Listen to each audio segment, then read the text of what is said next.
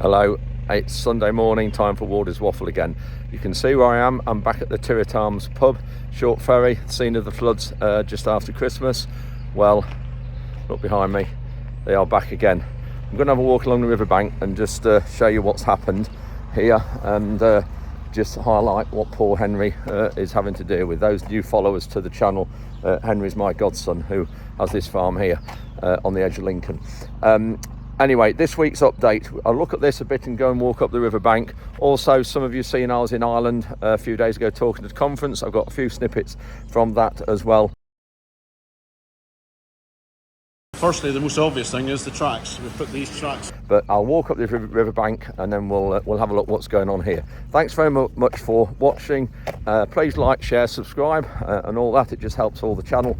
And we'll crack on and have a walk up this riverbank and see you at the end. So I've arrived at the hotel where the venue is, where the event is, and near Kilkenny, and just go through this screen with you in a minute in detail, but should be a good day ahead tomorrow. Got about 280 people coming, so good night ahead tonight, dinner as well, meeting other speakers. And so this screen that we've got here in Ireland, it is 20 metres wide. It is consisted and made up of 240 half-metre square panels. I think he said 1 million pixels in the screen, and they started to build it 2 o'clock yesterday afternoon and finished it at midnight last night. That is just the screen and the stage that it sits on. Incredible. And this is the running order for tomorrow.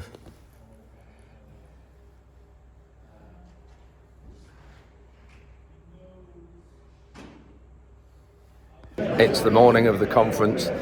Everybody's arriving. It should be starting now, but apparently the Irish always do turn up right bang on time, or even a few minutes after it starts. So we'll just go around and have a look around and see who's here.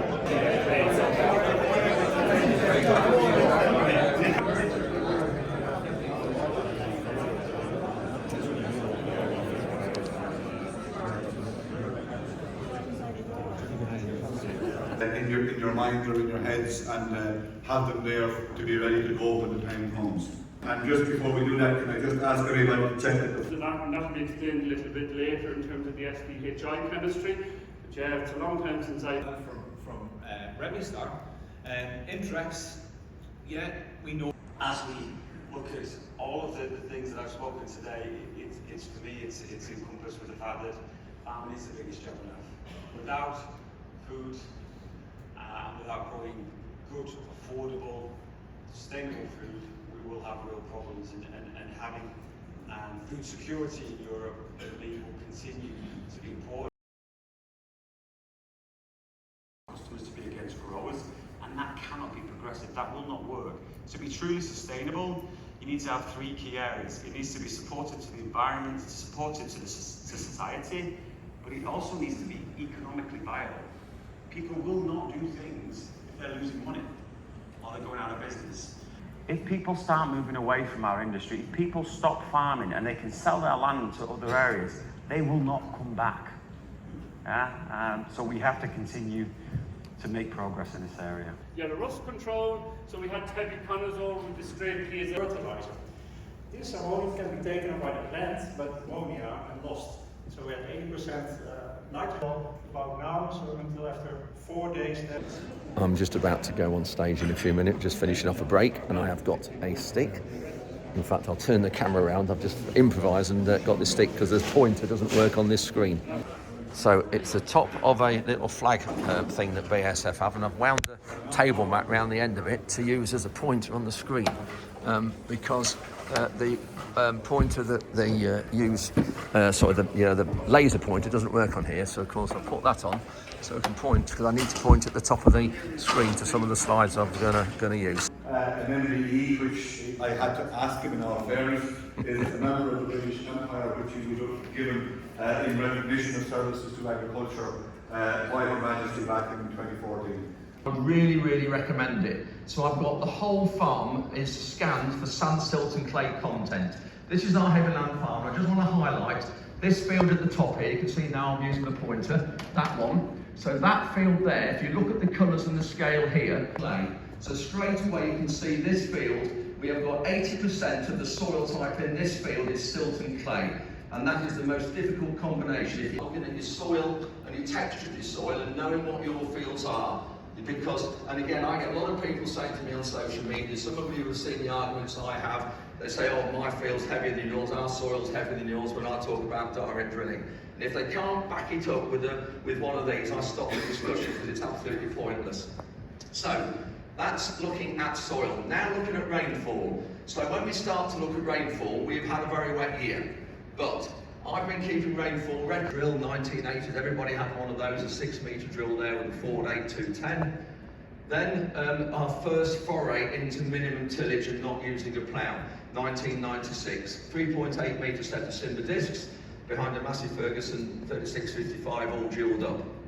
So then, again evolving, we went to the first Caterpillar Challenge to do it manually. All those apps if you've got John Deere on centre and things like that. It's so easy to do fuel. So this quad track, it uses 17 litres a hectare on this 8 metre free flow drill. So that's an 8 metre drill there. It weighs 29 tonnes, that tractor, and it's 620 horsepower. I sold that tractor just over a year and a half ago. It was 4 years old, normally we keep them 10 years. But that goes into spring barley. If it's controlled, it goes into wheat. And then here, we can't grow beans. If we use neonic seed treatment, which we can on sugar beet if the government, if DEFRA allow it, we always use it on sugar beet. We can't grow beans for 32 months after sugar beet. Pullable and what isn't. This is not pullable, that's why I sprayed it. But so in this field, it's a 45 acre field, there's only 1.7 acres roundup off. Yes, it has fertiliser and everything else, that seems significant to me. This picture here, what that is, it's not a herbicide in the rape, this is Roundup from the previous year. So, 6.8 tonnes are Simba free flow, weaving save the time, you can see here all the different ones claimed, now just in case you can't see at the back. So free flow, weaving save the time, Amazon Cayenne, Dale Eco, Clayton, Sumo DTS, Porsche Avatar, Horizon DSX, Sky Easy Drill and the Syntec T-Sen. So, the two drills, the differ, if that's right, from this year is staggering and manage the environment in the countryside. So no farms, no food, no future, I think is a great take-home message. That is it. Thank you very much everybody. There's my contact details. So we're now at the evening reception. We just had drinks. I'm just going to show you the name table list. There's no doubt we're in Ireland. So here's the names, table plan. Yep, I think we're definitely in Ireland.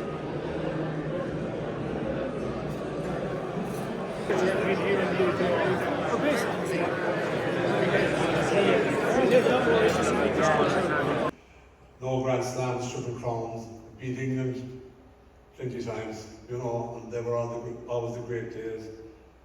Scored a try against England in '93. You know, that got me onto the Lions trip, and then we went to New Zealand with the Lions which was a tour, it was the last of the amateur tours, and as I said to the boys earlier, there was no such thing as social media or cameras or anything like that, so we spent 10 weeks in New Zealand and it was amazing. It was just absolutely amazing. So it's now, what is it, Friday morning, just about head off back to the airport at Dublin and down in the conference area where it was yesterday, all finished and done. Really, really cracking day, thoroughly enjoyed it. Had a fantastic night last night talking to all the Irish farmers and everybody that was here. Really, really good do. Just on I did ask a few of them on the protest that's happening all over Europe and everything, and the Irish here, because we're in Southern Ireland and they are still in the EU, so they're still receiving single farm payments, so they're still receiving the subsidies from the EU. So the farmers here aren't so dissatisfied with things as the rest of Europe seem to be. But they seem quite positive here at the moment, which is good. Great, let's crack on and head off to the airport and get back to sunny Lincolnshire, or wet Lincolnshire, because it was yesterday apparently.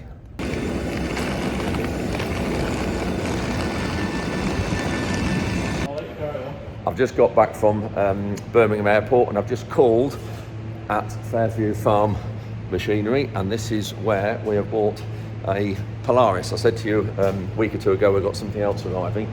This is the Polaris that we just bought. We've been looking for probably the best part of a year about trying to find a second-hand one, haven't done.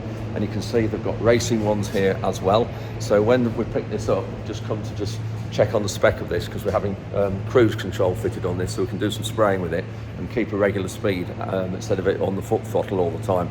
So when we come to pick it up, we'll have a go through some of these machines and just have a look at what we've got. But just as a taster, this is one machine that they do. This is going out on the ski slopes, and I filmed this a few weeks ago when we were here. This one now you're going to see went to the ski slopes. Was it Val d'Isère, I think it went to? So I've got Ian here, and we're looking at the Polaris and the one we've just been trying and looking at. They also do a few specials which we've got in front of me. So what have we got here? Today we have a RZR XP 1000 4-seater, which we're building and ready to go tomorrow to Val d'Isère. Right. We're going to a customer to a ski chalet. Yeah.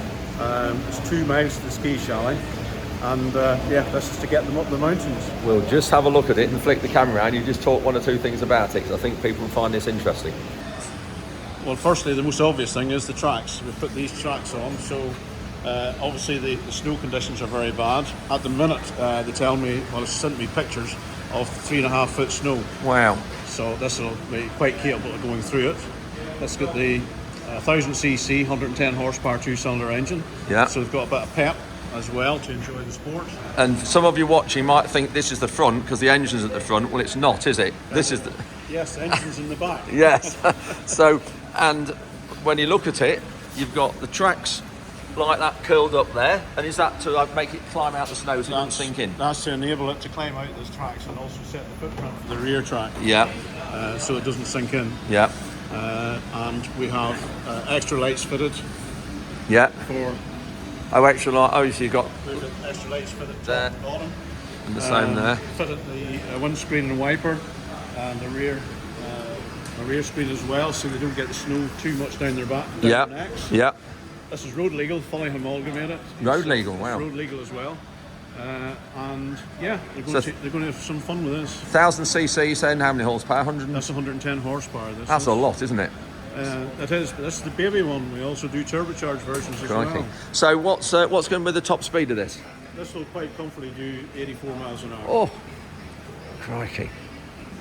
Unreal. Just looking in here then, Ian, in the sort of the drive of it, just explain here, you say you make all this? Yes, we do, because we race these as well. So yeah. We construct these and make these for race use as well. Right. But now the race vehicles, the new vehicle that's come on, have got heavy duty ones as well. Yeah. Because it doesn't look that strong, that doesn't, but you've got plenty of those on the shelf. We keep those on the shelf, but honestly, for normal use, these are more than adequate. Right, yeah. Like the suspension, you're on huge suspension here. Yeah. With 18 inches of travel in each corner. Yeah. The suspension's adjustable by the operator as well. And what does this adjust? So that adjusts the tension, and we've also got adjusters as well to adjust the front of the track up. So it keeps it, there's a setting which is on this bubble down here to adjust the track to keep it up in the air. And the idlers here, they're solid rubber? They're solid rubber, yes. And all the bearings are easy to change as well if you have problems with bearings. To be fair, in the snow and on the mud, they don't really give any trouble. No. Crikey. And then just looking in there, you've got really good seats. There you can see, and looking in the dash here. So. And we've also fitted a nice stereo system as well. Oh, up there, yeah. Front and rear. Yeah. Oh, and another one up the, So the passengers don't feel left out. Yeah, yeah. And then the customer that is getting this, they've got a carbon fibre company. So we designed this so we could put skis or the ski boards on top as well. Crikey. So you don't fit complete doors on this? No, not on this. This is just more of a sport machine. Yeah. On the machine that you've been looking at, yes, we do full doors and heaters, etc. Yeah. Brilliant. So, and then looking at the engine, what engine is it? Whose is it? It's Polaris' own engine. Oh, their own engine. It's the Polaris engine, and built and designed by themselves. Crikey. Yeah. Brilliant. So plenty of suspension. You can see the Walker Evans shocks about the size of these. Yes, exactly. Yeah, fantastic. Oh, and a drawbar as well. Drawbar as well. Then we've fitted some. We're sending this out with the customer with lots of bits and pieces, so he can, if he has any, if he needs us to, he can just give it a service, or if he wants. Oh, we've got plenty of He's spares. got plenty of bits and pieces. That's fascinating. Brilliant. Great. Thanks, Ian. Thanks for that. Really interesting machine. One thing we forgot to mention, Ian, everybody asking is cost. What's the price of one of these, roughly? So the basic cost of one of these is 26,000 plus the VAT. Yep. We've added the tracks, which are £5,000. Yeah.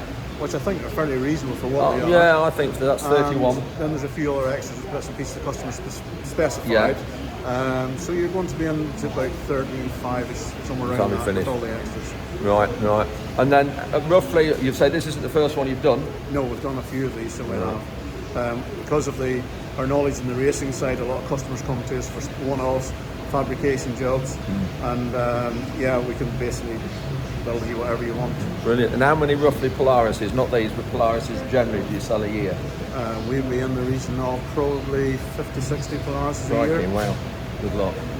Yeah. So there you are, guys. If anybody wants one, come and see Ian here. Sort you out, no problem at all. Yeah, thank you very much. Yeah, thank you. There you go, this is one of the racing ones they do. We'll have a proper look at this in a week or two. So there is the Turret Arms pub. This is the river, this is the Barlings O, as it's called. Poultry farm there in the distance. Here is the water back over Henry's land. They've got the generator on the trailer here, so they don't get it buried under the water like they did a few weeks ago. Got the pipes laid out. They're obviously looking at starting this pump. I don't know why they haven't done it actually. This should be running now, and it's not. The road isn't flooded yet. You can see that's the road through to Bardney. So there's not as much water here as there was just early January. You can see the yellow on the bank here, so all this was water right up to here, just there where Nala is now. And that land around Henry's yard and the house was completely underwater, and the fence was underwater, and Henry and I went on a boat across here. But you can just see in the distance, just above Nala, the hole in the bank and water coming out.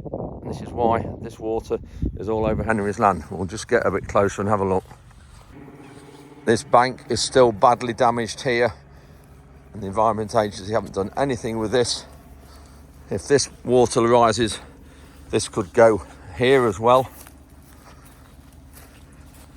So just across the river from Henry's farm, there's this other area underwater, and that's because there is a hole in the bank in the same river behind that wood, and that's been there since October. So huge problems in this area that the Environment Agency aren't taking on board. So I'm just approaching the hole in the bank now, and a few people said to me a few weeks ago, when I posted a video of when the water level in the river here was lower and the water level there to the right on Henry's land was higher, why didn't they dig a trench through the hole in the bank so that the water in the field could get into the river? Well, I think this is why, because now the minute the river's risen up, the water's going from there back into the field, and it'd have done that sooner.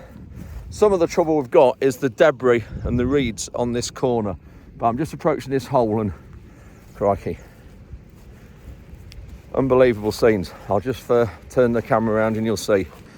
So we've got all that debris, and there's a great ledge in there where those reeds are, and it's forcing the water on this corner into the bank. Look at this here. This is now the water pouring out from the river out onto this land. That water there should stay in the river and go all the way through to Boston and out to sea. But Henry's here has been used as a floodplain and not getting paid for it. There's lost crops under there. This will be the third time since October that this land has flooded. Nala's taken an interest. She is a good swimmer, but there's some force under there. So I'm walking on this breach now, Nala, come here. Huge amount of water coming over there.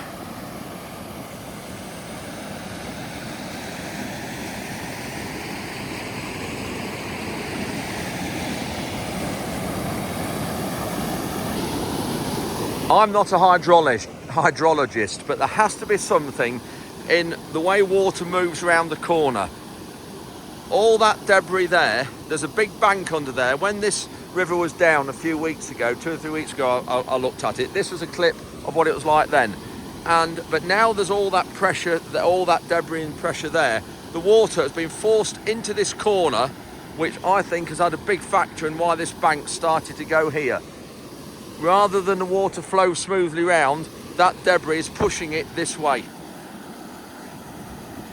So that's where I've just walked along the top of that bank. I've now got to the bridge. This is the trailer with all the pumps and the compressors on, not the pumps, the compressors and the, generators rather, and fuel tanks. You can see the road's open here. But the way the water's pouring out, you can just see in the distance there where it's coming to the right of that telegraph pole. Just see it pouring out there. This is going to keep rising and it'll be across this road probably a bit later, but there is a lot of area before it floods this, so we might be safe. I don't know, I'm not quite sure, to be honest, why they've got this shut off at the minute, why they haven't got it open. Anyway, you can just see the amount of water there is here. They have got to be having a laugh.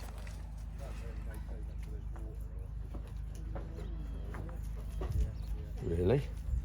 Your dog's all right around bikes, mate. So that's another Sunday update done with. Thanks very much for watching.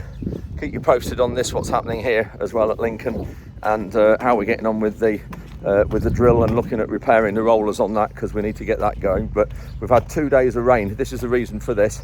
I didn't say at the start. We've had 2 days of rain over the last couple of days when I was in Ireland. And this is the reason why we've had all this water and all this flooding, and there's more, and it's pouring out the riverbank. So we've had about 28 millimetres of rain the last couple of days, which is just over an inch, and it just shows you how much it doesn't need a huge amount to get the river levels to rise. Anyway, that's it for this Sunday's update. Thank you very much for watching. We'll see you midweek.